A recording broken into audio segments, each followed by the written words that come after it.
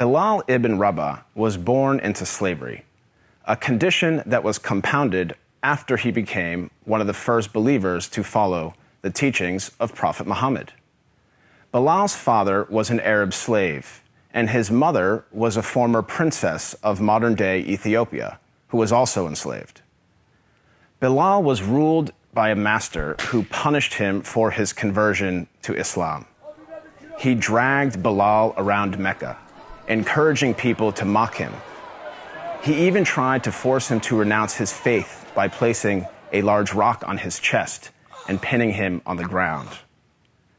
But far from renouncing his faith, Bilal showed a defiance and strength in the face of persecution and violence.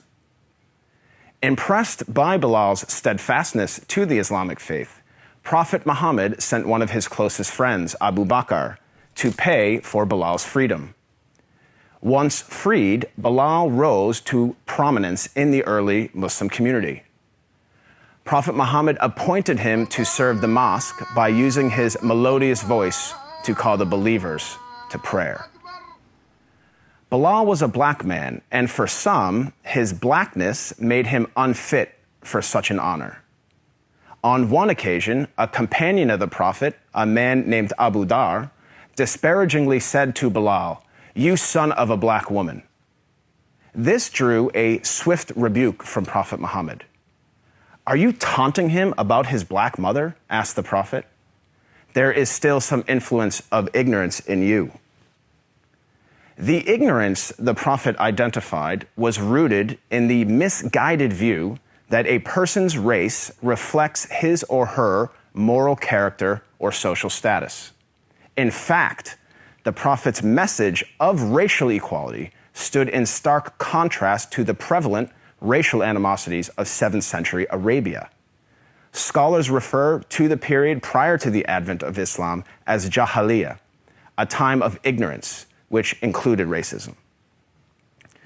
Arguably, Prophet Muhammad was the first person in human history to declare, in no uncertain terms, that no person is above another by virtue of race or ethnicity.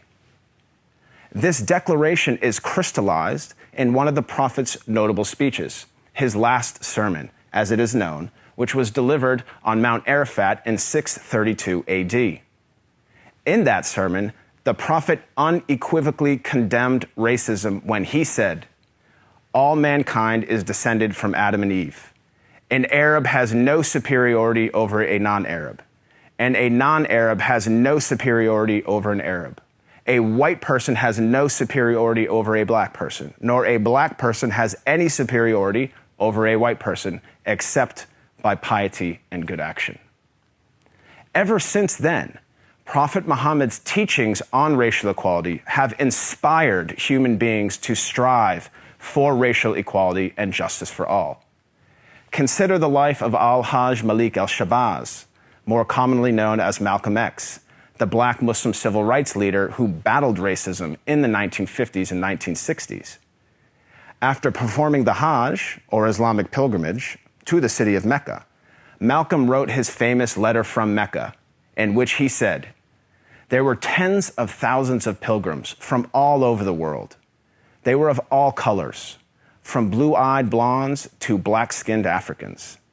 But we were all participating in the same ritual, displaying a spirit of unity and brotherhood that my experiences in America had led me to believe never could exist between the white and the non-white." He added that he had never before seen sincere and true brotherhood practiced by all colors together, irrespective of their color. The Hajj for Malcolm represented a shift away from racism and towards racial equality. The teachings of Prophet Muhammad encouraged all people to strive towards anti-racism, which is quite different than simply non-racism. While non-racists do not openly express prejudiced views, they also do not work to dismantle racism in any given society.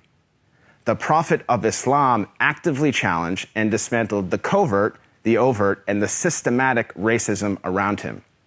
He identified racism as a symptom and identified its root cause as arrogance in the human heart. As our world becomes more and more diverse and interconnected, it is imperative that we strive to follow the teachings of Prophet Muhammad. I am not a Muslim myself, but I have to say that I am deeply inspired by the anti-racism of Prophet Muhammad, because he showed that a person is distinguished over another not by race, but rather by the quality of one's character and conduct. I am Craig Considine for the Amir Stein Center.